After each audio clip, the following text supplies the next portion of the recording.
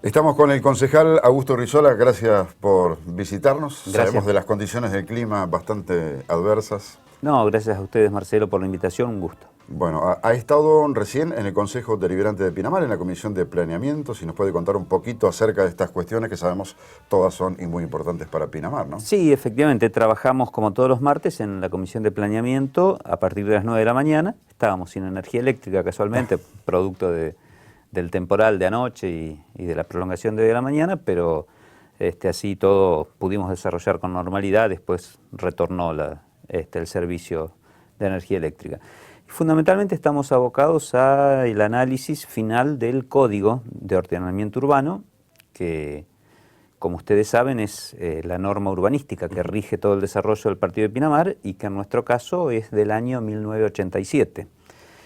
Por lo tanto, han pasado casi 30 años y ha habido en ese periodo largo de tiempo varios intentos de revisarla, como corresponde periódicamente, en lapsos de 5 años sería lo ideal. ¿Y por qué cree no se hizo? Bueno, porque se cruzan, hubo intentos, el propio municipio los auspició, participamos desde las instituciones, pero es un tema difícil de obtener el 100% del consenso porque se cruzan muchos intereses, desde los intereses inmobiliarios hasta los ambientales, algunos con más legitimidad, por supuesto, que otros, pero bueno, no es fácil poner a todo el mundo de acuerdo. Generalmente ocurre en estos casos que la verdad está un poco en el medio, digamos, y si no es la verdad absoluta, por supuesto, es la manera de acercar las posiciones de los distintos actores. El dicho dice más vale tarde que nunca, pero es como que a esta altura de los acontecimientos mucho daño, si se quiere ambiental, si se quiere del ordenamiento urbano, se le ha hecho a Pinamar y ahora, bueno, hay que arrancar un trabajo que es muy difícil de llevar a cabo, ¿no? Sí, el trabajo más difícil es arribar a los consensos imprescindibles para sancionar esta actualización. Estamos en ese camino. Las localidades más postergadas, porque cuando se proyectó este código, que es un muy buen código, en el año 87 la realidad de Ostende, por ejemplo, o de mismo Valeria, era absolutamente distinta en cantidad de población, en la demanda que esa población requiere en cuanto a servicios, comercio básico, diario. Estaban concentradas fundamentalmente en sus dos vías de acceso, en Víctor Hugo y en Espora, y no se contemplaba que, bueno, hoy día por ahí una persona tiene que caminar cuadras y cuadras para llegar a abastecerse en una despensa, en un lugar digamos, de las cuestiones diarias. Todas estas cosas son las que tiene que contemplar un código y en ese sentido estamos trabajando con los demás bloques que componen el Consejo, escuchando distintas opiniones, con el Departamento Ejecutivo, con la faz técnica, con el jefe de gabinete, de manera que esperamos en poquito tiempo poder estar en condiciones de subir ese proyecto y que tenga el acompañamiento de la mayoría de los concejales para poder ser sancionado. Lo que parecía un rumor de este personaje o de otros a través de la triste historia de la corrupción política de la República Argentina, lo conocimos, se oficializó en el día de ayer, lo que todos presumíamos, Lázaro Báez tiene tantas casas que algunas debe tener en Pinamar, y no tenían solo una, sino aparentemente 9 a través de una investigación que llevó a cabo Nicolás Pizzi del diario Clarín y fue publicada en el día de ayer. Sí, más allá de... ¿Qué impresión le causa? Más allá digamos, de la cuestión local, era casi inevitable que en un punto de interés, digamos, inmobiliario, como lo es Pinamar, como lo es Villa Langostura, San Martín de los Andes, algunos municipios del Gran Buenos Aires, como San Isidro, Vicente López, Tigre, sectores de la capital federal, como Puerto Madero y Recoleta, seguramente en cualquiera de ellos vas a encontrar alguna propiedad de o de algún otro grupo empresario como el de Cristóbal López ligado al gobierno anterior. Realmente es una obscenidad porque, digamos, la gente tiende a pensar primero generalizando que todos los políticos son iguales y los empresarios ligados a la obra estatal, a la obra pública, también son todos iguales. Y en realidad es un trabajo arduo demostrar que no, pero nos corresponde a nosotros, sobre todo en las comunidades chicas, como lo es Pinamar y muchos municipios de la zona, donde la gente te conoce de antes de ejercer una función pública y puede cotejar tu medio de vida, te puede ver todos los días. Funciona un poco más el control social, en el buen sentido de la palabra. El acto corrupto, en este caso, de estas y otras cuestiones, contamina y dinamita todo un núcleo justamente de sectores, no solamente el político, el empresario, el inmobiliario, que a sabiendas de que estos dineros no eran de los más limpios, procesaron un mecanismo de literal lavado de dinero.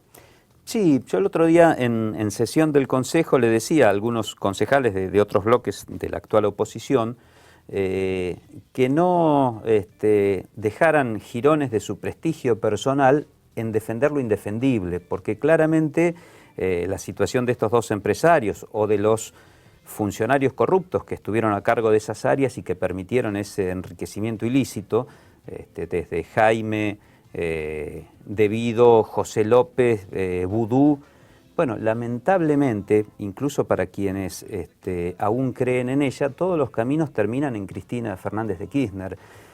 Y el tema es que la gente recupere la confianza en las instituciones de la República y para ello no tiene que dejar de perseguirse a ningún funcionario que haya caído en la corrupción, haya tenido el cargo que haya tenido hasta la más alta magistratura del país. ¿Cree usted, Urrizola, que tal nivel de libertinaje y obscenidad de corrupción nos da las claras, y ojalá que la justicia pueda ir avanzando prontamente, ¿no? Porque ya hace un rato que estamos hablando de esto, de que hay más López, más Devido, más personajes de estos? Porque realmente 12 años sí, con 3, 4 personajes es como... No, seguramente va a haber más y lo lamentable de esto es que un poco se nos agota la capacidad de asombro y empezamos a naturalizar esto que no, en cualquier otro país sería impensable, digo de los países, no ya los países del primer mundo que tienen democracias afianzadas de a lo mejor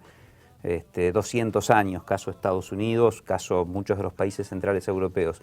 Con ir y ver nuestros vecinos, el nivel de corrupción es absolutamente inferior en Chile, en Uruguay, incluso en los países que han tenido experiencias democráticas más recientes, caso Bolivia, Paraguay, Brasil. Brasil actúa en consecuencia, ¿no? Exacto. Y hay muchos políticos exacto. Tras las rejas. Y más allá de la opinión que uno pueda tener, yo tiendo a creer en la inocencia de Rousseff, pero evidentemente, bueno, tienen que funcionar las instituciones y las mayorías definen a veces algunas cuestiones que por ahí quienes lo vemos de afuera no estamos tan de acuerdo.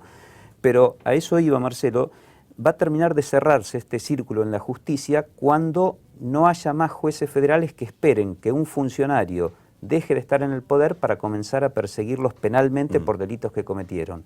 Lo ideal sería que en este periodo de gobierno que encabeza el presidente Macri, la justicia sienta que tiene toda la libertad, incluso para perseguir a cualquier funcionario actual que se aleje del camino correcto. Desde el primero hasta el último, desde el presidente hasta el último concejal del pueblo más chiquito.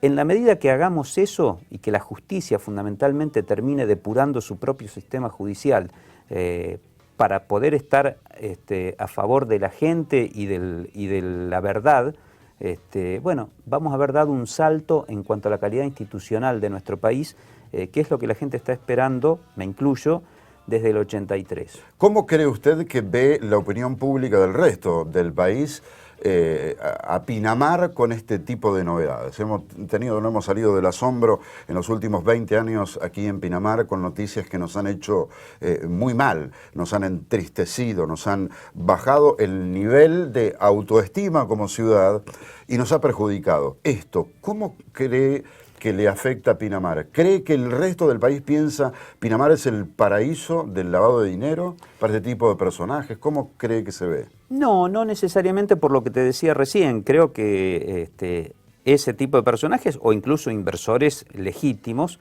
buscan lugares como el nuestro donde la propiedad tiende a mantener su valor, incluso en moneda dura, como un refugio de inversión legítima o ilegítima. En este caso claramente lo es desde el punto de vista de la ilegitimidad de la procedencia de los fondos de Baez. Pero creo que es un factor casi externo a nosotros, por lo tanto no creo que en términos de opinión pública nos afecte.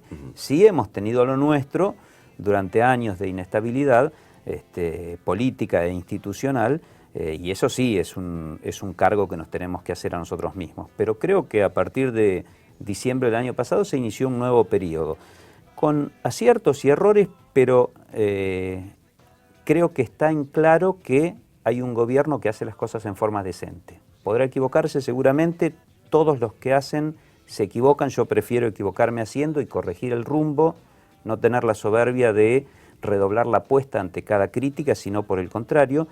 Pero digo, lo que debería ser la normalidad en cualquier país del mundo, que es que un funcionario sea honesto, lamentablemente en nuestro país no lo era. Ahora lo que tenemos que hacer es, además de la honestidad, agregarle la eficiencia, porque la gente no nos paga un sueldo ni a los concejales ni a los funcionarios para que aprendamos a hacer nuestro trabajo. Claro. Nos pagan justamente para que hagamos nuestra tarea bien y es legítimo que así nos lo demanden. Ha de ser bastante difícil para un juez saber, una vez que corrobore los datos, si estas propiedades han sido obtenidas malavidamente, qué hacer con ellas, ¿no? Realmente. Hay que avanzar en un proyecto de ley que es justamente la extinción del dominio, que lo que significa lisa y llanamente es que los bienes mal habidos, obtenidos en forma ilegal, pueda recuperarlos el Estado para resarcirse en parte de todo el daño ejecutado, porque esto no es gratuito. Cuando se dice la corrupción mata, literalmente mata. Cuando no funciona el sistema de frenos de un tren, la gente se muere. Y esto tiene que ver con procesos de inversión que no fueron a parar a donde tenían que ir, sino que se desviaron a los bolsillos de un concesionario, de un servicio público estatal como el ferrocarril, con la anuencia o mirando para el costado del funcionario que debía controlarlo. Este tipo de cosas creo que está suficientemente claro ahora. Lo que pasa es que hay que darle la vuelta de tuerca completa para que además sirva de escarmiento y quien está mirándolo diga, bueno, este país pasó a tener otro grado de seriedad, ya no es inocuo robar que no robar. Y bueno, en este camino... Un difícil trabajo de equiparar y sopesar un poco las cuestiones, ¿no? Porque se instala literalmente una paradoja, donde la semana pasada no quedó otra alternativa que con una topadora limpiar o, digamos, liberar un asentamiento y después esto. Es una paradoja de la realidad, ¿no? Sí, es parte de lo que nos toca vivir. Ahora, también tenemos que ser claros, nosotros no podemos auspiciar ni desde el gobierno ni desde la comunidad misma, digamos, la intrusión ilegal en un predio que no le corresponde a quien pretende usarlo. Por supuesto que quien mira por televisión que estos ladrones de guante blanco tienen propiedades valuadas en miles de dólares, en sectores que quedan despoblados la gran parte del año, siente una legítima bronca, pero el camino no es el de la usurpación, sino el camino es fijar a través del Estado políticas públicas que permitan que todos los ciudadanos puedan acceder con un poco más de premura en el tiempo a necesidades básicas como la vivienda. En definitiva es casi lo mismo, ¿no? Si uno...